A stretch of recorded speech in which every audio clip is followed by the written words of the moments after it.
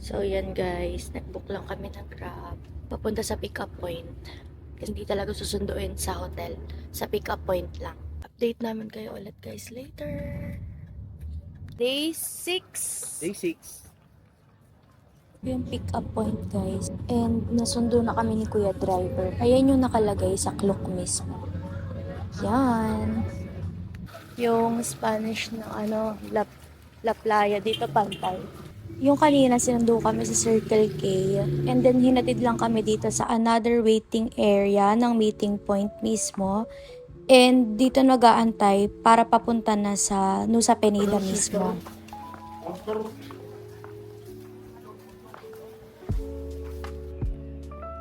Oo, ganda ng tubig. Dito na yung port papuntang Nusa Penida. Since yung tour namin, isaklok namin binook, smooth lang yung process namin. Wala na kaming ibang binayaran.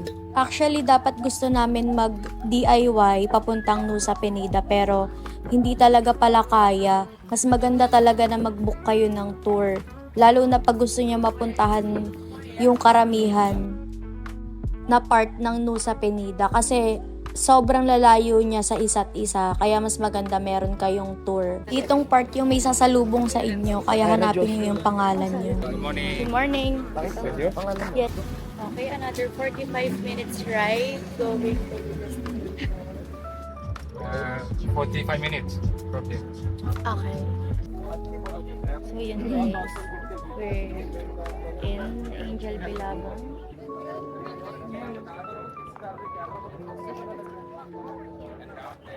Grabe guys. Sobrang init. December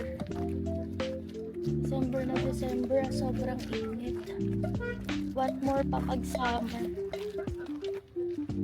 Nakakahilo. Nakakapag-trip lahat na.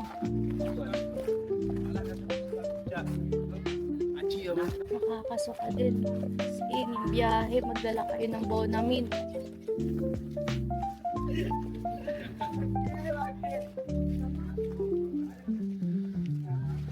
Hindi na ako nakapag-video kanina. Sobrang bago. Papunta tayo ng King Beach.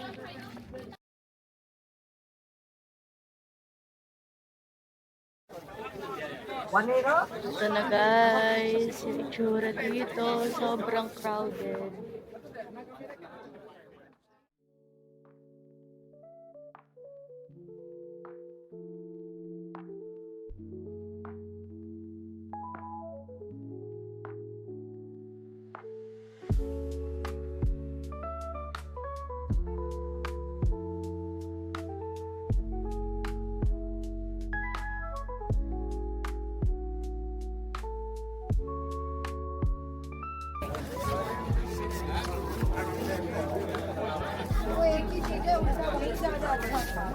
Ayun guys, mahirap yan magpa-picture. Kailangan yung driver mo nakapila sa'yo. Kasi yung driver namin walang kwenta eh. Kami makapagpa-picture. Ayan sila.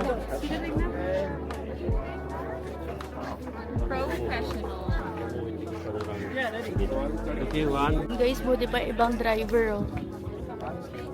Oh, yung ibang driver talaga nag-e-effort sila. Pero kami, napunta kami sa driver na hindi talaga. Wala. Kanya pipicturean. Pipicturean kanya, tapos pangit. Tapos yun na yun. So, talaga machempo kayo sa driver na pipicturean talaga. Kaya yun, sariling sikap talaga. Walang talent sa picture. Hindi rin siya nag-e-effort talaga. Di rin nag-effort. Pangit saklok. Saklok kami nag-book eh. Hindi naman siguro saklo. Yung napunta lang talaga. Oo. Pero mabait naman siya. Just Lagi that siya wala lang talaga. nagmamadali rin siya lagi. Nagmamadali rin siya lagi. Sabi niya, you done? Eh, paano tayo makakapagpa-picture eh? Wala nga siya.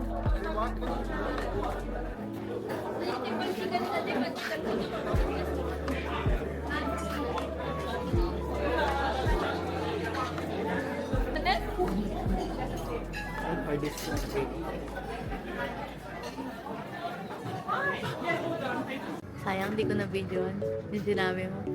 Sayang di ko na videoan yung sinabi mo.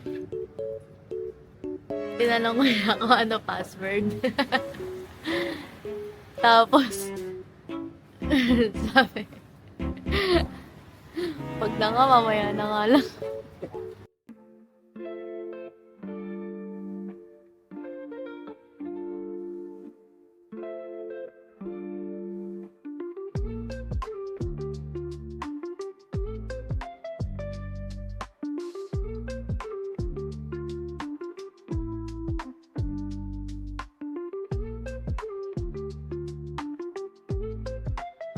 Dito tayo ngayon sa Crystal Beach. Pero kung ako yung tatanungin, mas maganda pa rin talaga sa Uluwatu side. Parang medyo crowded na kasi dito yung city. Ayan. Daming tao.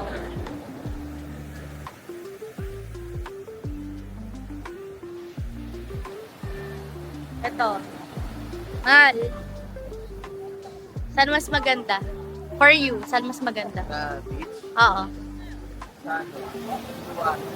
Oh, di ba? Uluwatu talaga, guys. Ito naman, maganda rin siya. Maganda rin dito. Pero sobrang daming tao. Pero kung ano, kasi ang trip namin, ano eh, Chill lang. chill lang. Feeling, Private lang. feeling ko ganun din naman yung iba.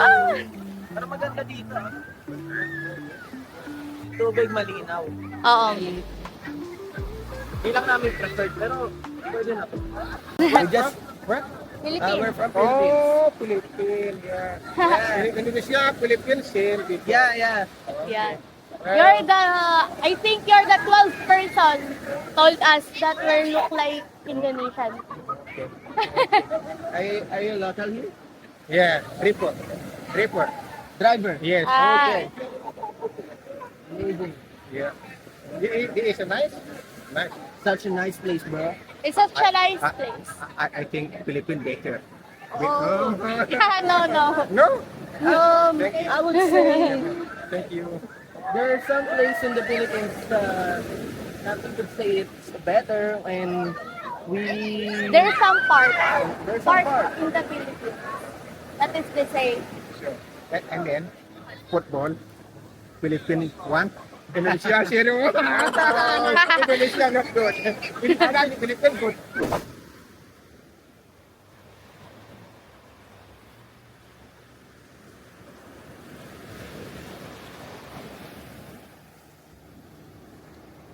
So yun guys, balik na kami.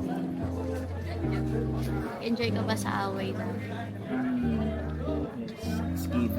Ayan guys, yung boarding gate. Nag-aantay kami na tawagin. Bro.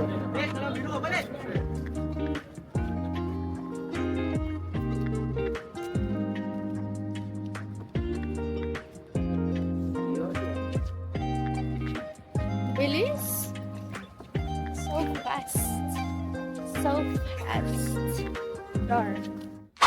Hello guys, i-compare natin yung difference. Kung ano yung masasarap dito sa dalawang to. Anong start? please note, reference lang namin yun, maaaring hindi yung masarap sa amin, hindi masarap sa inyo, hindi masarap sa amin, masarap sa inyo. So, para sa amin lang. Ah, sige. Buksan mo yan, bubuksan ko to.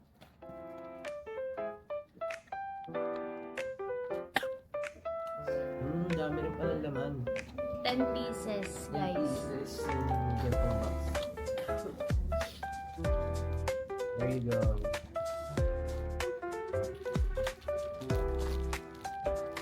Sa packaging. Packaging kasi packaging. Hindi, patingnan. Ito na. Ito guys, yung difference niya. Mas malaki. Yung Ajik ba? Ajik, oh. Actually guys kasi, mas mahal yung Ajik kesa dito. Anong pangalan niya? Sa... Paisusu. Pares pa isuso yun. Okay. Dia. Basta Paisusu. Dian pa isuso. Ito, Ajik Paisusu. pa isuso. Let's go. May kalahati tayo. Sige.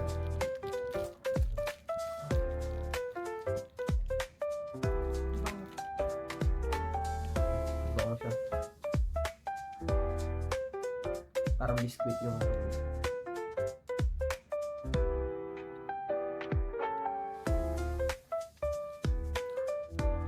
Manipis. Malasa.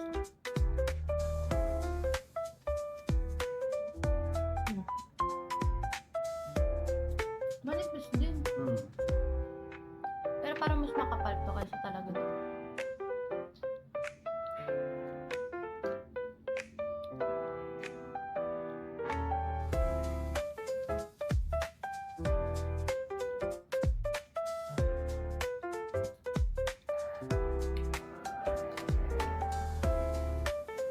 Nalalasahan mo ba? Parang parehas lang. Para parehas yun, no?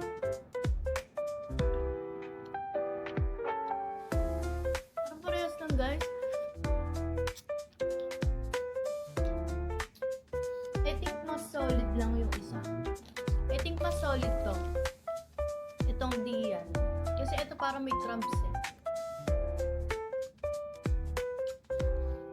No?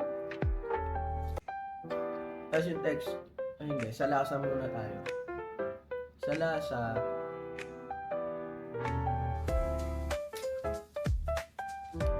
Sa lasa, ito, ano sisra. Ito, yan. Muna mga tayo. parang ito. Ano? Yung Diyan. lasa, ito din. Alam mo, sasabihin ko pa lang. Diyan. Kasi, ano, ewan ko, kasi sa Pinas, ano tayo eh. Mas matamis siya. Mahilig tayo sa matamis, diba? Pero hindi siya okay na matamis sa Pinas. Eh. Since may background tayo na mahilig tayo sa matamis, feeling ko patok sa atin to. Kasi ito naman, Mas malasa siya. mas malasa. Pero don't expect na sobrang lasa. Ito, masarap din siya, mas malaki. Pero yung lasa niya, katamtamang tamis lang. Kung hindi kayo mahilig sa masyadong matamis, ito. May nakalagay ba dito? No sugar added. Tinanong ko naman guys, kung ano yung bestseller. Sabi nung, nung sales lady, as in both daw, pantay, as in. Mabenta at mabenta yun. Kaya pag nagpunta kayo sa store, same na same. Ang daming bumibili ng ganito, tsaka ng ganun. Pinapabox pa nila, pinapaship pa nila. So, for you, sinong winner? Ang winner ay si Pai Susi. Tama. Ito din ang winner ko. Although mas maliit siya, for me mas malasa siya, mas matamis siya. Kasi ako, ano talaga ako, sweet tooth. Kaya ito talaga, itong gusto ko. Pero, ito sulit siya kasi malaki. Actually, sa una nga, hindi mo mati-differentiate eh. Kung ano yung sa lasa. Pero pag mas, Sa aftertaste ata. mas tinikman mo pa, mas matamis talaga tong isa. So, yun lang. Yun lang guys. Thank you so much. This. Hello guys. Ito na yung pinaka-ayaw kong part ng vlog na to. Mag-out na kami. Ito na yung last hotel namin. Ganda no? Natay lang namin yung Grab. And according sa app, driver is nearby. Yeah. Sorry? Day 7! Pauwi na! Pauwi na ako. Tara. Uwi na tayo. Ayoko na.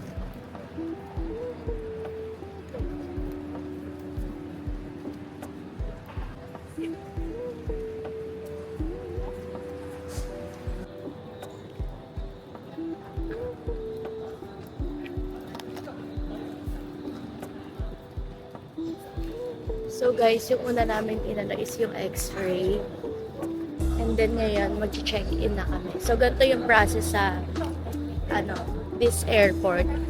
Nugaray Airport. Nugaray ba tawag dito? O basta yun. So, x-ray tapos check-in na. Tapos mamaya update ko kayo ano pa ibang steps. Kasi syempre, iba-iba kada airport. So, kailangan maaga. So, maaga kami. 5 pa lang. And yung flight namin is 8. Yun guys.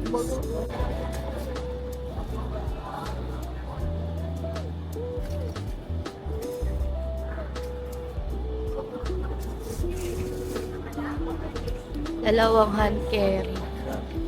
Tatlong check. We have 3.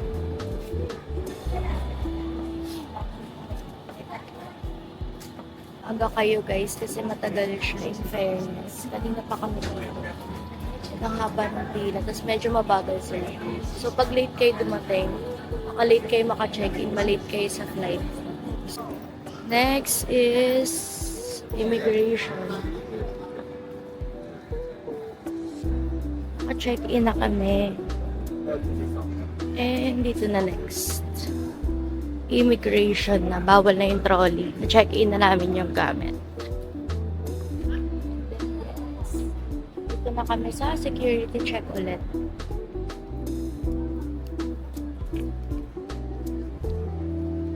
Tapos nasa check and nag-immigration na din. So, we're ready to go. Pero in fairness, ang tagal mahal, no? Imagine kung late tayo dumating.